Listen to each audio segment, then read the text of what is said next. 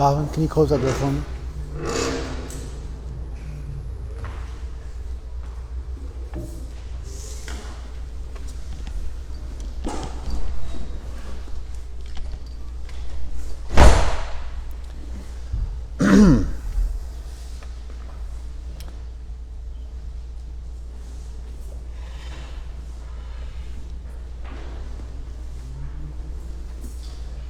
I thought we would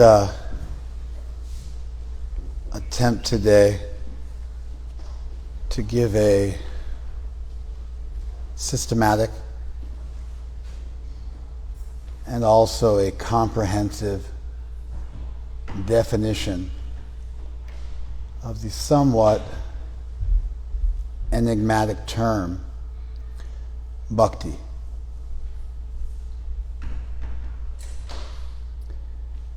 Now,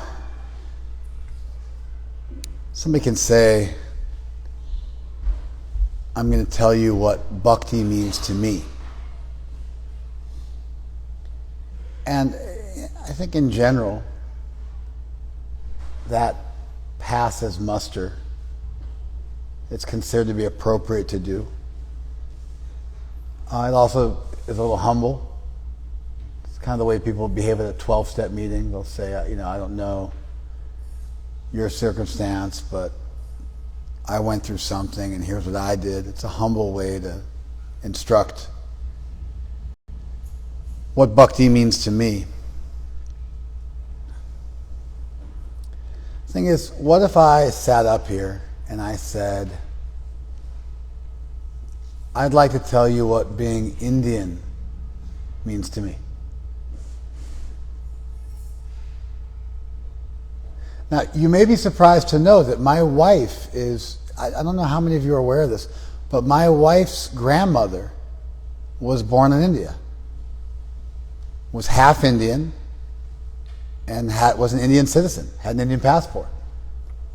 Most people don't know this about us, but and my wife is, she never went and got her PIO card, but she totally qualifies for one. We've got her grandmother's birth certificate, and we were just lazy about sending it in. My wife's grandmother, on her mother's side, was born in Prayagraj. Not just in India, but in the holy city. Indian citizen. And her two grand uncles drowned in the Ganga. This is I wouldn't say it's a fun fact, but it's definitely a piece of our history. So Prayagraj is where, it's the modern name for Allahabad. Whenever the Muslims took over a holy city in India, in addition to destroying all the temples and breaking all the deities and building mosques in the holy places of the Hindus to really just denigrate them and humiliate them, they also renamed the holy places. So Allahabad, the original name of Allahabad was Prayag. And so it was renamed recently.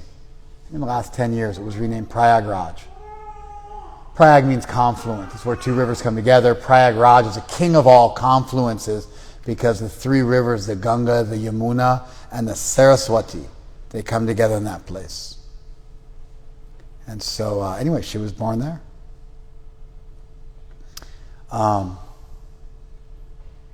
Anyway, by marriage, I also qualify for a PIO card. PIO card is a person of Indian origin. Allows you to own land in India. You can't vote. There's some things you can't do, but you don't need a visa anymore, and you can go there and you enjoy kind of half the rights of an Indian citizen.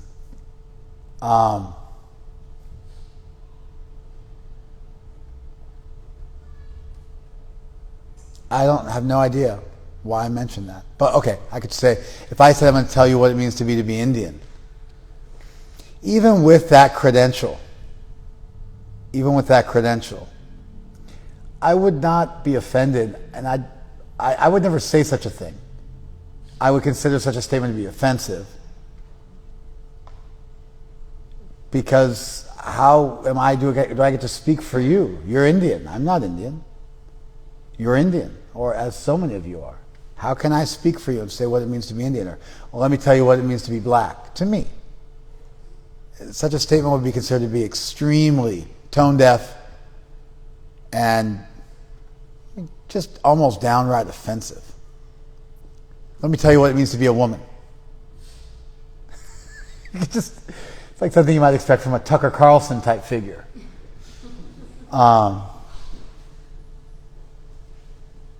So although I can say what bhakti means to me, and on the surface it seems like that would be an appropriate thing to say, the unstated premise there is that bhakti is not a definite teaching that belongs to a group of people, and that you get to culturally appropriate it, make it your own, and do whatever you want with it, and it's up for grabs. Do you follow this? Like if you take a song and steal a lick or a riff from a song and publish it, the people who wrote the original song, they get you for copyright infringement. It's their intellectual property. And you have to pay them dividends on the money you make off that song because it belongs to them. You don't get to just sample free of charge. There's a whole way it's worked out in the music industry that you have to pay something for doing that. At least nowadays, there's modern copyright laws. Back in the old days, if you look at the whole origin of rock and roll music, they were stealing music from Delta blues artists, and they didn't pay any royalties to them. But then somebody takes their music, then they get royalties. And so there's a little bit of a history of exploitation there, and justice is for those who can afford it. But anyway, in principle, if something belongs to somebody else and you just co-opt it and culturally appropriate it and say, well, this is what it means to me, it's actually not okay. So at the first step, we should think about whether bhakti is the intellectual property of Hinduism and the Vedic texts, or whether it's free and up for grabs and everybody gets to reinterpret it however they want and there's no rules. Do you guys follow that? So I'm not merely capable of saying what bhakti means to me.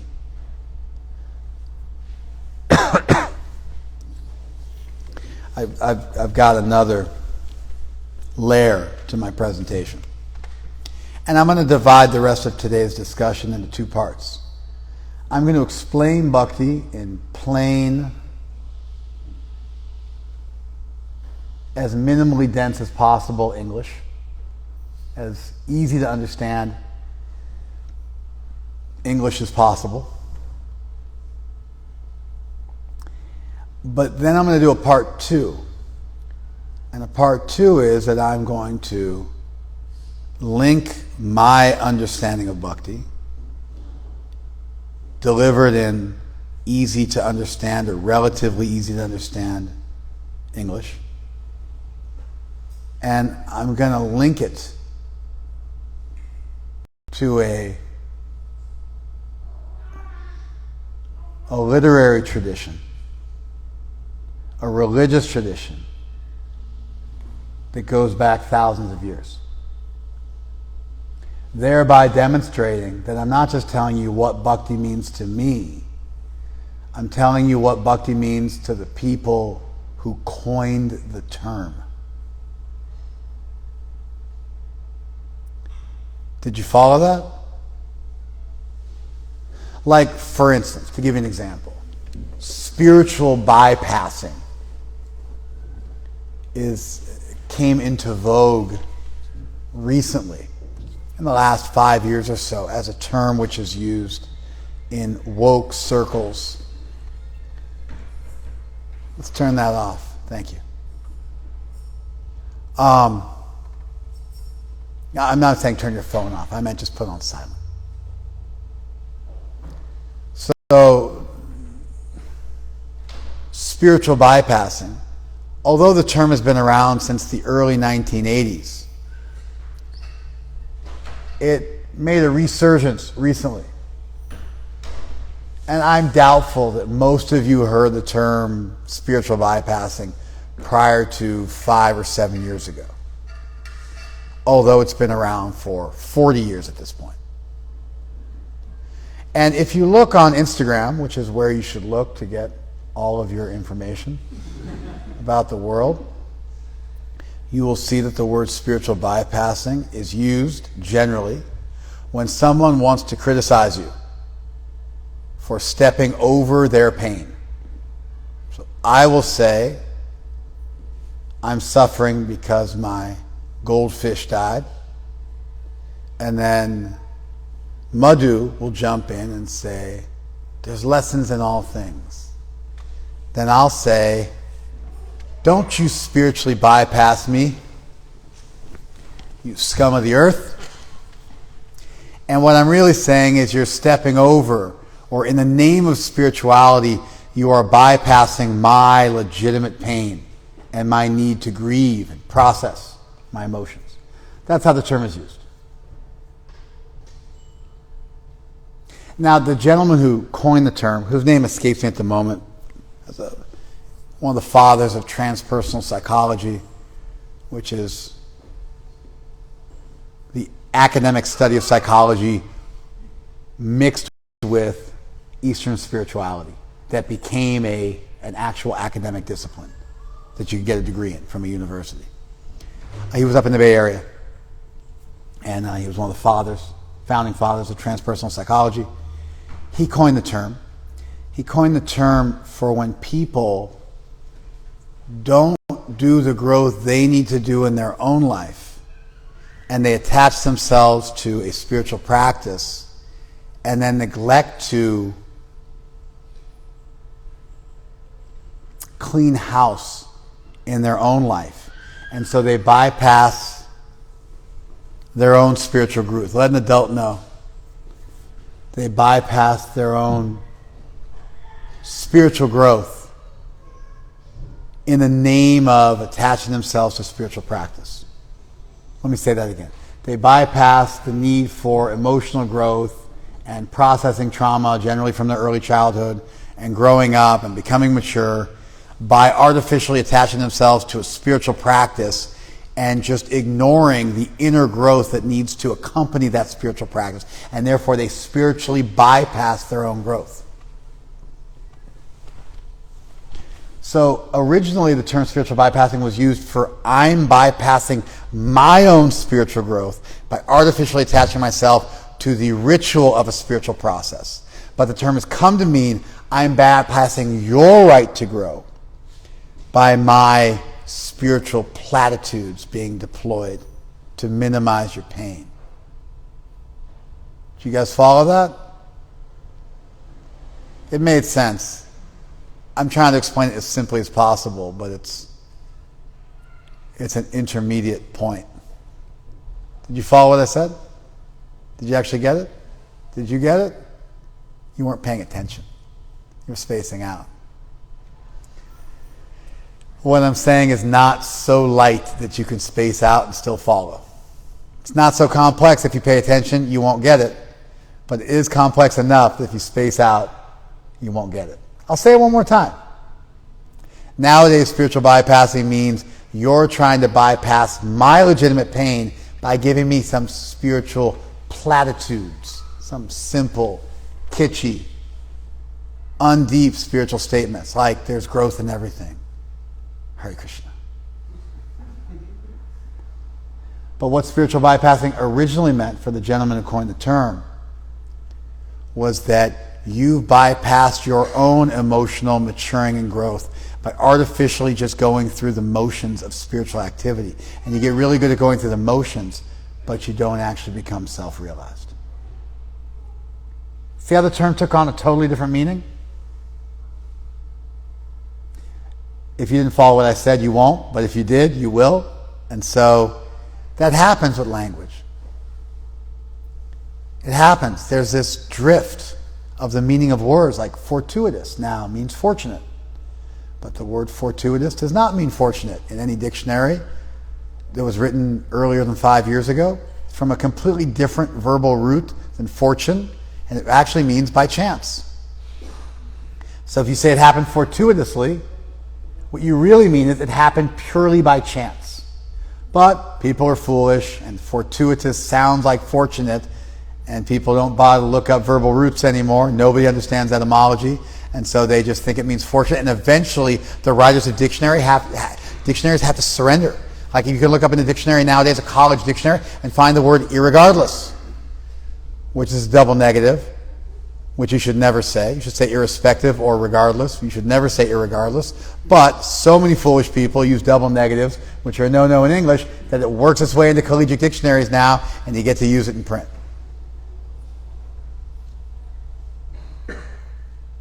So words acquire various meanings over time, but if you want to really understand a term, especially a religious, ethnic term that is locked into an ancient language and an ancient culture which has suffered the worst genocide in the history of the world.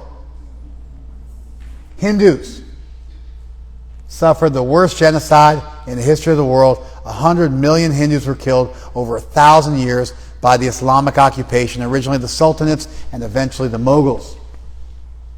Starting within 100 years of Muhammad's life and going right up until the British and the Dutch took over in the late 1700s.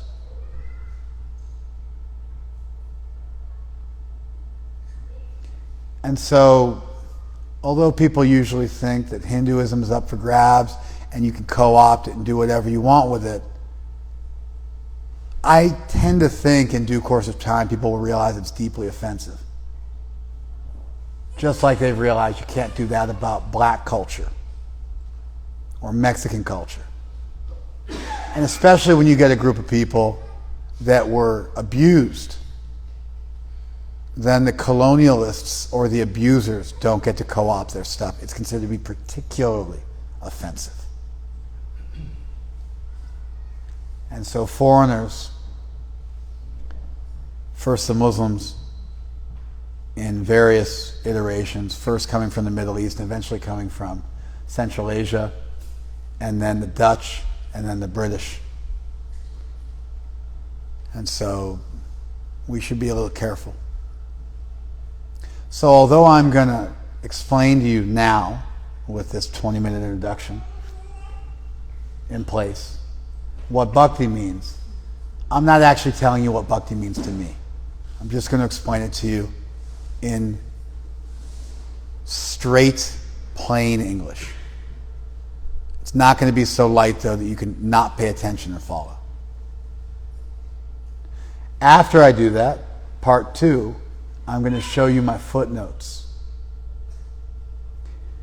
With a learned enough audience, I would dispense with the first part and I would just go right to the footnotes. Like if you're talking to lawyers, you just cite case law. But if you're talking to a jury, an innocent group of uneducated people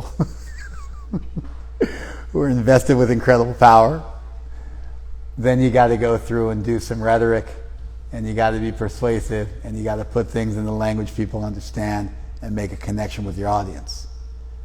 We're going to do that first. If you don't need it, you'll at least get a tutorial on what I think that looks like.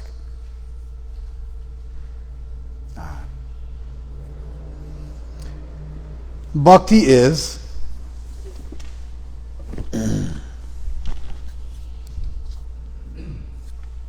well, we'll start with the word yoga. Yoga gets defined in the Gita in 3 places. And a definition in Sanskrit literature and also in English literature, a definition consists of 2 parts. Number 1, the definition has to contain the word you're defining. The lakshya, the thing which has the characteristics. And then the definition must also possess the lakshana, or the characteristics. In a definition, if you don't cite the word you're defining, people won't know what word you're defining. Therefore, if you look in any dictionary, it's a list of words. That's the lakshya, the thing which is being defined. And then what follows it, usually after a hyphen, is the lakshana, the characteristics of that word and how you understand that word. The word yoga is defined in the Gita in 3 places. Samadvam yoga uchate. Yoga is equanimity. Yoga karmasu kaushalam. Yoga is the art of work. And then the best of them all, the one I like the most, dukkha samyoga viyogam yoga sangyatam. That it's known as yoga when you un-yoga yourself from your yoga to suffering. Yoga is when you un-yoga yourself from your yoga to suffering. Yoga, of course, is from yuj, is where you get the word yoke from in English, and it means to hitch up or unite or yoke things together. And a pretty clean English translation of yoga would be union. In the same way that union also means sex in certain contexts, the word yoga also means that. And the original iteration of the word yoga, the first instance of yoga in the Rig Veda, it meant war. Because at the time of war, you would hitch up your chariot to your horse and you would go off to battle. The Aryans were horse owners.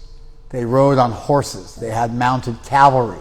It's what enabled them to defeat the Dasyus. This is problematic because when you look at the Indian plateau, you don't find there was a horse culture. You got to go up to Central Asia to find horse culture, which would then tend to indicate that the original Aryans were from Central Asia, not from India. And the Dasyus that they were fighting with seem to maybe correspond to South Indians. They're described as being short and dark complexioned. And really what you see as Hinduism now is the merging of those two cultures, the Dasyus and the Aryans. And that's kind of what India looks like nowadays, is the people from deep south and the people from north. And from the north, they're super fair-skinned, like from Kashmir. And from deep south, they're super dark-skinned. And in the middle is everything in between. It's the merging of those two cultures. I don't want to get into the Aryan migration or invasion theory and this or that, but the Aryans were described as fair-complexioned, and they rode horses, and the word yoga referred to war, because at the time of war, they would hitch up their horses to chariots. The Mughals were actually able to destroy India and take over India relatively easily because they were cavalry. They had a mounted cavalry, and they were fighting against foot soldiers, and it really gives you an advantage. It's very difficult for a foot soldier to fight against somebody in a cavalry. Although Taekwondo, with its totally useless, ridiculous gymnastic kicks that don't work ever in a real fight, was originally designed to help people dismount cavalry. Foot soldiers to jump up super high and kick cavalry members off their horses. And so it did have its utility. We're no longer in the context where you're fighting people on horseback, and so it's lost some of its relevance.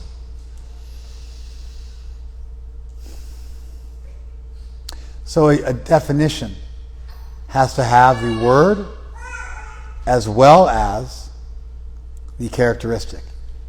And so Krishna, you're never supposed to use the word in the definition either. That's a no-no. If I say love is when you love somebody, that's a useless definition. Because if you don't know what the word love means and you need to look up the definition and I use the word in the definition, it doesn't work. Generally speaking, dictionaries like to have about three steps of separation. So you look up one word, it'll use another word. You look up that word, it'll use another word. You look up that word, and it'll go back to the first word. And eventually they circle back because you're using signifiers, and there's only so many signifiers for a word in a word family, and you end up using synonyms, and you get back to the original word, usually within 3 definitions, usually not within 2.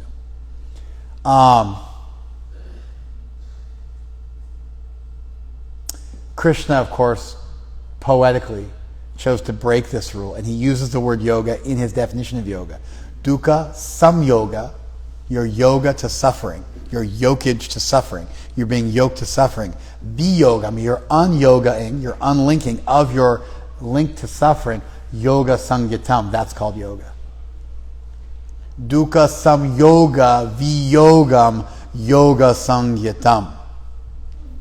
It's clever. He's using the word in the definition twice on purpose. He's not trying to write a dictionary. He's trying to get through to you. So the word yoga means the process by which you yoke yourself to something, as well as the resultant yokage. And so the process by which you hitch your horse to your chariot, as well as the actual union or yoke point, or the yoke is the physical item which connects the bull, let's say, to the cart. That's called a yoke. That actual item which is itself the union, that's called yoga. And the process by which you put the yoke onto the thing is also called yoga. Did you guys follow that? Therefore, yoga, the same word yoga is used in Sanskrit for both the process as well as the result. Let me give you an example. Or let's say Narayan, who's a gentleman up there with the baby. Narayan says to me, "Hey, I'm not feeling any love for my wife since we had a child. It's just all about the child. And so I'm not feeling that same love that I used to feel." Of course, Narayan is not such a cheap person, but he's just, I didn't want to use somebody else and offend them, so I used Narayan because I know that he's okay with me using him to make my point. I could then say to Narayan, I could say, "Hey, Narayan, why don't you start loving your wife, and then you'll feel love for her? Why don't you start loving your wife, and then you'll feel love for her?" Did you guys see what I just did? What did I do? Some of you nod your head yes. Process. I use love as a verb. Loving. And then you'll feel love. I use as a noun. Narayan said he didn't feel the noun love, the person, place, or thing. I then use the word love as a verb to direct him that by practicing the act of love, you will feel love. Do you guys follow this? Positive psychology has found out that when you serve and love people, you feel love for them. And it's not so much what they do for you, it's what you do for them. Which is why even when you take care of and look after and serve people who do nothing for you in return, you feel intense attachment and love for them. Because the love is the result of your action as opposed to what they've done for you. Gratitude is when somebody does something for you. And certainly it's an element of love. But love does not depend on gratitude. It's not born from gratitude. That's why parents can love their children when their children don't do anything for them. That's why you can take care of somebody who's cantankerous and difficult to deal with and still feel love and attachment for them, because it's coming from you. It's your light that's coming out and embracing them, as opposed to their light coming out and embracing you. And the act of love is the magic for feeling the emotion of love. And so the verb leads to the noun. Did you guys follow that? That is similar to how the word yoga is used in Sanskrit literature. Contextually, you have to look, and it's either used to indicate the process, the verb, the action, the behavior, or it's used to indicate the result or the feeling or the realization, the noun. Did you guys follow that? The world consists of both a cognitive and a behavioral component. You have to work on your actions and you have to work on your thoughts. You got to do the external work and the inner work. Without that cognitive reframing, you're in pure behaviorism, which has long since been shown to be a poor means of therapy. Without such cognitive behavioral therapy, which also takes a look at what you're doing, you end up with some quagmire psychoanalytic situation where you get paralysis by analysis. And the sweet spot in the humanist movement and what's in vogue for the last 60 years since Maslow and the early framers of the humanist movement is both cognitive and behavioral therapy. You reframe the way you look at the world and you focus on your actions. Your actions are the verb, your thoughts are the nouns.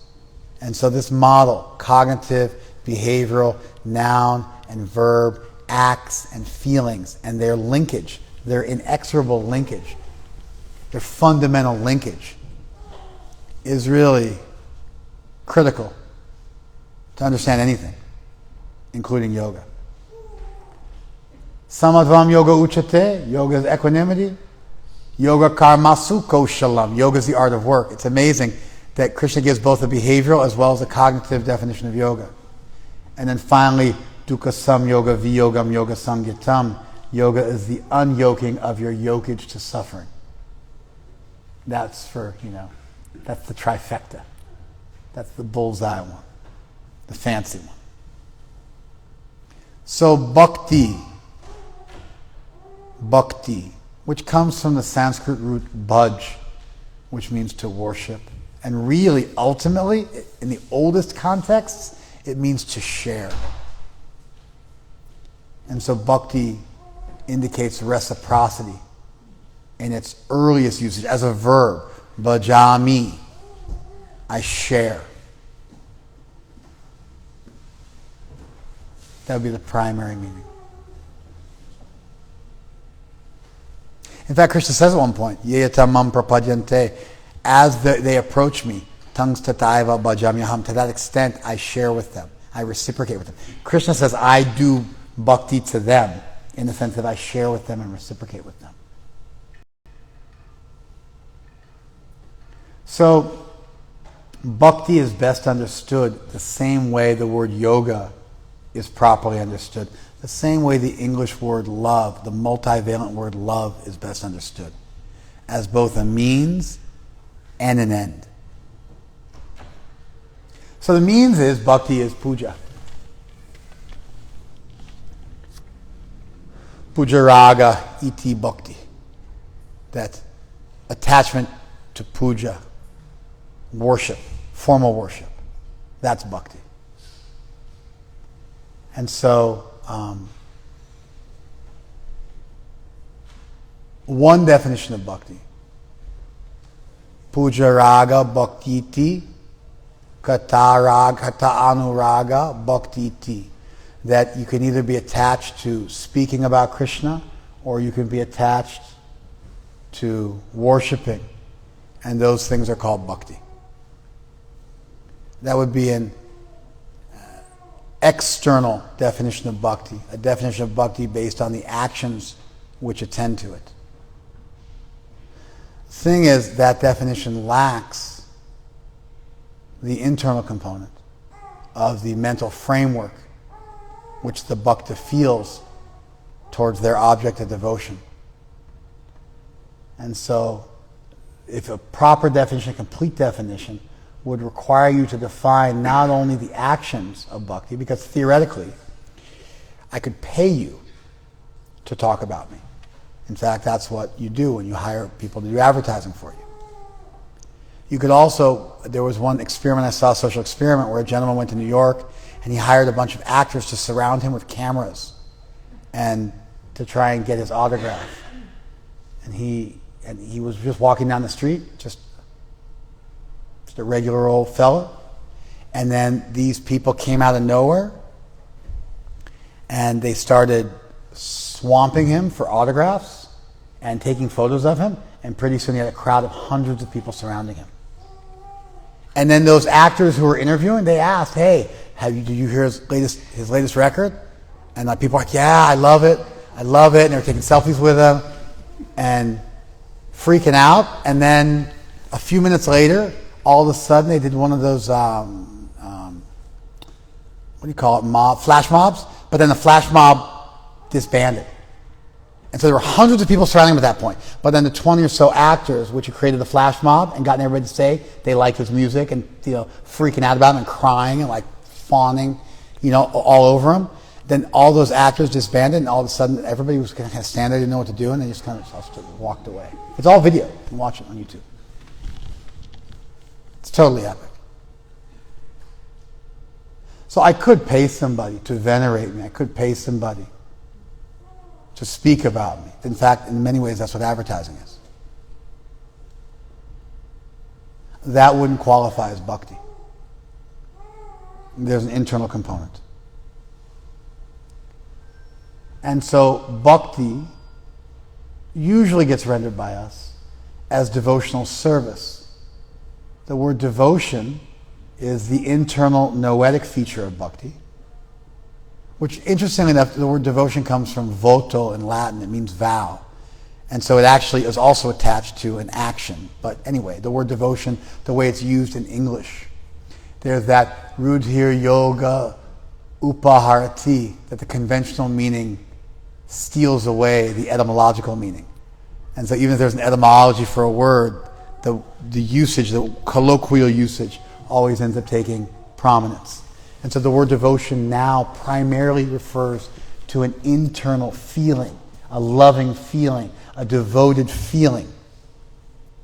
You could even say, I couldn't do anything for them, but they have my devotion. And that wouldn't be an improper statement in English. If you merely defined devotion in its bhava rupa, in its form of feeling, that would be considered just fine. It doesn't have to even have a chesta rupa or a form of action attached to it. So devotional service. Service is linked to the word bhaj, which is to share and to give and to reciprocate. But then that by itself doesn't necessarily indicate that you have the internal feature. So bhakti, properly understood, is comprised of both an internal as well as an external feature. You feel love and you also act on that feeling of love. And that is bhakti. In addition to bhakti having both cognitive and behavioral components, it's also a process as well as a destination, just like the word love is. And so bhakti is used to refer to the acts of, it's an interesting thing, but if you look historically, there's only one group of people who historically did kirtan and who turned kirtan into a religious practice. That was the Vaishnavas. If you look at Shaiva literature and Shakta literature, there's three kind of main groups of Hindus in the world. The majority, about 73%, are Vaishnavas. The other 27% are mixed Shaiva and Shakta. There's some other minor sects, but these three major branches of Hinduism. You know that idea that like there's karma, jnana, bhakti, and yoga, and if you take a college class in Hinduism, they'll say it's comprised of four things: karma, jnana, bhakti, and yoga. That idea was come up with in 1893.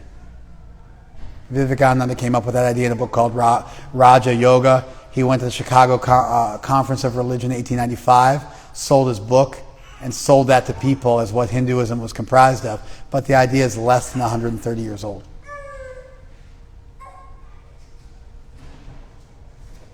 If you really want, so that four-part breakdown that you'll get in like an undergraduate course in college is extremely new. It's neo-Hindu. You don't find it in the old texts. What you do find, if you make a serious study of Sanskrit literature, is you find that there are texts which are devoted to Shiva. Those are the Shaiva texts. Texts which are devoted to Shakti, the goddess. Those are the Shakta texts. And then texts which are devoted to Vishnu and all of his incarnations. And those are the Vaishnav texts. The majority of Hindus are Vaishnavas, according to the Encyclopedia Britannica Book of the Year last year, 73%. But there's also these other groups have tens of millions, if not even 100 million followers. And so it's not that these other groups are not significant. They're very significant religious movements which have been around for a long time. But the Shakta and Shaiva traditions, although they have folk music, they do not have kirtan as a core anga or limb of their process of worship. And there's a reason. In fact, you don't find those. Anyway, we'll keep going for a second. There's bhakti as a methodology to achieve something else, and then there's bhakti as the goal. Just like the word yoga can refer to both the process as well as the ultimate linkage. Just like the word love can refer to the verb love, or it can refer to the noun love. Similarly, the word bhakti is used in Sanskrit literature to refer both to the process one undergoes as well as the destination. But it is not always that the process results in the destination. I'll give you an example. Let us say that I was a con person. I don't want to be sexist, so I won't say con man. Let's say I was a con person. I could theoretically try to befriend somebody. And I could act like their friend, even buy them gifts and do things to make them feel gratitude and develop a trusting relationship. But my ultimate purpose is to exploit them. If you looked at my action, I could be at a toy store, buying a gift, or a whatever store. My kids used to ask me, "Hey, Dad, where can we get a chariot?" And I'm like, "Yeah, we'll get you a chariot." Which, of course, means we have to build them a chariot. And they'd be like, "Where do we go?" "Well, we'll go to the chariot store and get you one." So I was just telling them, like, whatever they wanted, we go to that store. "Can we get a castle?" "Yeah, we'll go to the castle store and get you a castle." Like a running joke in their childhood. So I could be at a whatever store buying a gift, and I could be next to somebody who really loves that person. So let's say we're both dealing with Madhu. We're both buying gifts for Madhu. And I'm trying to con Madhu. I don't know what I'm trying to get from him. Maybe that water bottle he's got, right? I was thinking the same. Or that coconut water he's got, right? I'm feeling envious of that coconut water. But you actually love him. And I'm just pretending. And we're both at the store buying him a gift. And we're comparing, "Hey, what do you think Mother would like?" And we're talking about it. It sounds like I'm right in there with you. But because my motivation at the end of the day is to exploit Madhu, nobody would say I love him. It's an offense to the idea of love. My actions being somewhat similar to or even copying or imitating the actions of love aren't actually that, because when you look in my heart, you see the blackness and what I'm really trying to do, and that reveals everything. Do you guys follow this? So bhakti cannot just be the action. And actions don't always result in the destination. Actions it's not just what you do, it's also why you do it. Ultimately, that's, it's at some point, you're no longer a 3-year-old or a 4-year-old, and you have to start to deal with what's going on in the inside as well as what's going on the outside. And you have to wrestle with that and not bypass your own growth. And you have to do the inner work that goes along with the external work. The external stuff is actually relatively easy. People think the external stuff is hard. They just haven't done either one, and so they're guessing. Being celibate is actually relatively easy. Being sober is relatively easy. Being pure of heart and mind takes some work. Krishna says, Vishaya vinivartante niraharasya dehina rasavajam rasa api asya. Vishaya vinivartante. You can turn away from sensual enjoyments. Niraharasya dehina. By fasting. Rasa varjam, rasa api asya. Rasa varjam, except you'll still have a taste for it. Param dristva nivarte. You have to see something higher to give up the taste. You can straitjacket yourself. You can go to prison. You can lock yourself up and not do anything wrong. But the desire won't dissipate just from that. You have to actually put some time in to get rid of the desire in your heart. Otherwise, take that straitjacket off. Once you get let out, the recidivism rates are high. Fasting alone is not enough. You got to see something higher. You got to see something deeper. That's that internal component. So, bhakti is a practice. If you do kirtan, music, if you do worship, formal worship, if you do kathas, that is bhakti. Those are the activities of bhakti. Defined differently in different texts, but those are the rough activities of bhakti.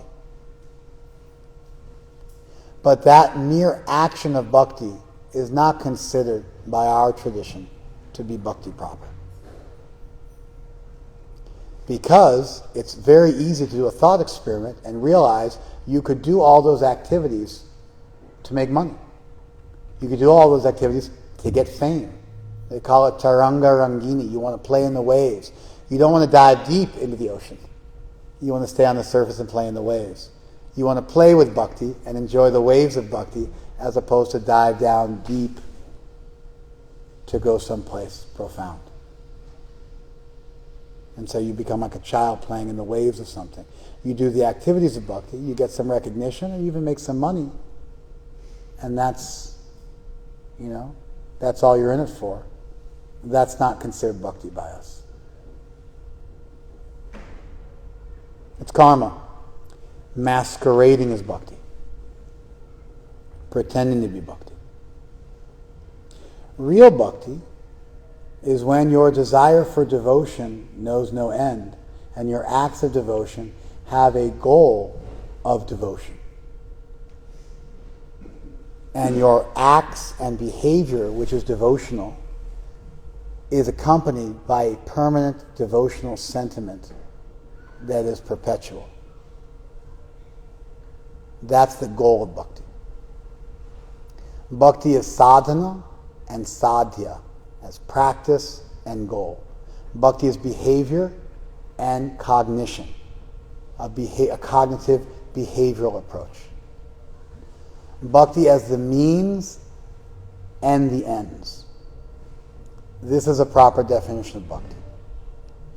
So bhakti has always been the property of the Vaishnavas, because the Vaishnavas believe that you go back to Krishna in heaven and love and embrace and dance with Krishna forever. Without the idea of a permanent relationship of devotion between the bhakta and the object of devotion, the Vishaya, Bhagavan, then that bhakti is just a temporary thing which gives rise to a liberation or a freedom or an enjoyment or whatever the case may be. Let me say that again. For bhakti to also be the destination, your conception of divinity has to be such that you believe that there is a permanent deity that you will go back to in heaven, somewhat akin to the core idea. There is a deity in the spiritual world, and your soul will go back to and embrace and dance with and serve and love and engage with that deity in perpetuity. That's bhakti. Without that element, if you don't believe in a personal deity, it's an interesting thing, but love, by its very definition, requires a lover and a beloved, and love is this amazing unifying force which takes two things which are different and makes them one. But love forever depends on those two things being different in order for it to do its miraculous thing of making them one. If there's no mother and child, there's no love between them that unites them. If the mother and the child became one in every respect, the sweetness of devotion would be lost. And when people are only capable of self-love, we call them narcissists. There's some value in self-love, but as social mammals and as souls, that's certainly not where things end. That love should then extend out from yourself to others, and usually actually self-love is the fruit of loving other people, and you're able to love yourself as well, and you continue to love other people. Love by its very definition requires a lover and a beloved, and then the love unites them. Not in every respect, because if they were to be united in every respect, they would cease to be two, they would become one, and the magic of love, like between a mother and a child, would be lost. The very nature of bhakti, of loving devotion, for it to be permanent, the deity has to also be permanent.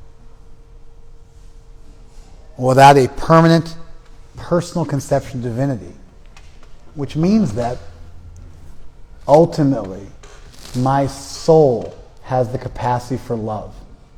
And when we strip away my masculinity and femininity, if you think that's what you need to do, and you strip away your material body made out of flesh and blood, and you become a pure soul in perpetuity, in transcendence, forever and ever, that self, that conception of self, has the capacity for loving another. And in fact, there are others that exist in that sphere in perpetuity, and you can love those people forever. And that's permanent bhakti. Of course, if we all exist as permanent souls, then there would be a source of that, and then you get to a source of all things, and one ring to rule them all, and you get to a deity. And that deity you can also have bhakti with. This is why bhakti has always been the property of the Vaishnavas. Sometimes you will find folk music and worship in other traditions, and in fact you do. But it's always built on a foundation of impersonalism, where the goal becomes to become one with the deity, to become the deity. Therefore you find verses like Shivoham, I am Shiva. Tattvamasi, you are that. You find those types of verses. You will never find those verses in the Vaishnava literature, because when they say bhakti, they actually mean it. They actually mean it. They mean that you're going to love Krishna here in this world, and then you'll love Krishna forever in that world. It happens here in practice, and it happens there in perfection. And bhakti becomes the same, whether you're in this world, whether you're in that world, whether it's done with your bhava rupa, with your mind, or chesta rupa, with your body, whether it's a sadhana, something you're working to do, whether it's sadhya, you've achieved the goal and you're there and it's natural and it's easy. The foundation of bhakti is that God is individual enough that you can love her or him. And you're not loving in name only to achieve liberation. You're loving forever. And of course, if everything becomes one, then love becomes an illusion, as does compassion. This is a real problematic for Buddhists, Theravadas, the old Buddhists, with the Arhants. It eventually became the Bodhisattva when it mixed with Hinduism, and they had this idea that the Buddha sticks around to compassionately help everybody else. But if everything is ultimately an illusion, everything is one, then compassion is a fool's errand. It's buying into the illusion. It's not compassion. And so if you appreciate sentiments like empathy, like compassion, these things fundamentally depend on relativity for their existence. They depend on relating to another person. They're relational qualities. And of course, empathy is a cornerstone of love. Love devoid of empathy, love devoid of compassion is super anemic and crippled and attenuated, if it even qualifies as love at all. And so if you value love, then you value compassion, then you value empathy. If you value those things, you value divine relativity, which means those things exist in perpetuity, which means there have to be people in perpetuity in order for those relational things to exist.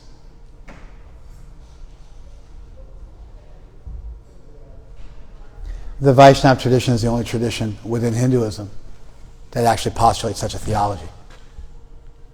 You find both Shakta and Shaiva Siddhantas are based on the principle of Advaita, that ultimately you become one with everything. Now that only fails to provide a sufficient explanation for this world. If everything is one, then how do we get into a world filled with variety? Then they might argue, no, the world just appears to have variety, but then you still have a problem. If the world was one, how did you get the illusion that it appears to have variety? Because the illusion that it appears to have variety would itself be a variety, and you still are left with a oneness, which with no reason for that oneness to ever give rise to even the illusion of variety.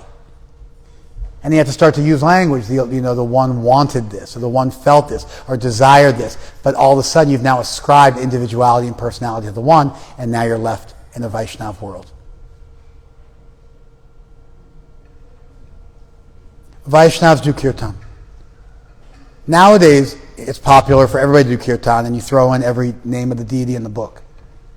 And that's okay. I'm okay with Neo-Hinduism, and people can evolve things they want to. But remember, if I start to say, hey, let me tell you what it means to be black. Let me tell you what it means for me to be a woman. Let me tell you what it means to be Indian. This type of co-opting, as I mentioned at the outset of the class, is deeply offensive to people, because things have their origin point. And you don't get to just rewrite a tradition in your image because you feel like it and step on people's toes. And the same way we shouldn't destroy Native American culture, we also shouldn't destroy Hinduism by just ascribing to it whatever things we happen to be thinking in the moment. When you look at Shaktavad, when you look at Shaivavad, when you look at the text and you read them, it's very clear. They are teaching Advaita Vedanta. Their bhakti is just in this world as a way to help you get to that world where you become one with the deity. Like for sure, I would rather go to hell than become one with Krishna.